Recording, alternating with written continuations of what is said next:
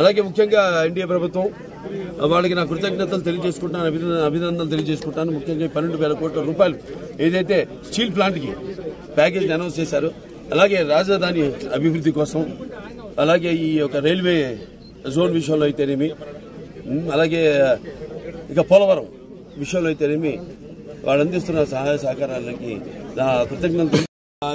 ఇలా అభివృద్ధి బాగా భౌగోళికంగా చూస్తే హిందూపురానికి మంచి భవిష్యత్తు. సో ఇప్పుడు మొన్న మా ఫైల్స్ కూడా నేను మూవ్ అవుతున్నాయి.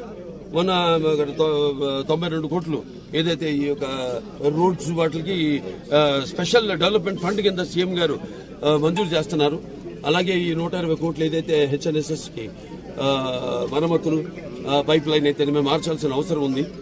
అలాగే ఇంటింటికి కొలాయి నీళ్లు ఇవ్వడానికి అయితేనేమి, ప్రతి కొలాయికి నీళ్లు ఇవ్వడానికి అయితేనేమి, అలాగే ఈ మాకు ఇది ఉంది మన చిలమత్తూరు గోరంట్ల ఎత్తిపోతల పథకం, అదొక 850 కోట్ల. అంటే అప్పటికిప్పటికి ఎస్కలేషన్ ధరలు పెరిగినాయి.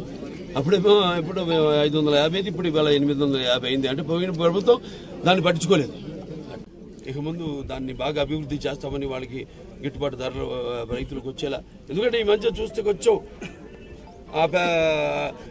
పంట మీద ఎక్కువ శ్రద్ధ కనబరచట్లేదు రైతులు కూడా. అంటే వాళ్ళకి ఉన్నాయి ఇబ్బందులు ఉన్నాయి. ఆ ఇబ్బందులు ఏంటంటే ఇంతకుముందు వాళ్ళకి ఉన్న బకాయిలు అయితేనేమి, ఇన్సెంటివ్స్ అవన్నీ కూడా మా చర్చించడం జరిగింది ముఖ్యమంత్రి గారితో. త్వరగతిని సెరికల్చర్ కూడా డెవలప్ చేసి తప్పకుండా మొత్తం సర్వతోముఖ అభివృద్ధి, హిందూపురం సర్వతోముఖ అభివృద్ధికి నా వంతు కృషి చేస్తాను తెలియజేసుకుంటూ సెలవు తీసుకుంటాను. ఇక్కడ ఇప్పుడు ప్రభుత్వం ఎన్నో పథకాలను తీసుకొస్తుంది, రూపొందిస్తుంది, ముందుకు తీసుకొస్తుంది. కానీ దాన్ని ప్రజల్లోకి తీసుకెళ్లేది, ఇంప్లిమెంట్ చేసేది అధికారులు, బ్యూరోక్రాట్స్. అంటే ఇక్కడ నేను అనేది ఏంటంటే ప్రభుత్వానికి బ్యూరోక్రాట్స్కి ఎటువంటి తేడా లేదు. అందరూ ప్రజల సేవ చేయడానికే.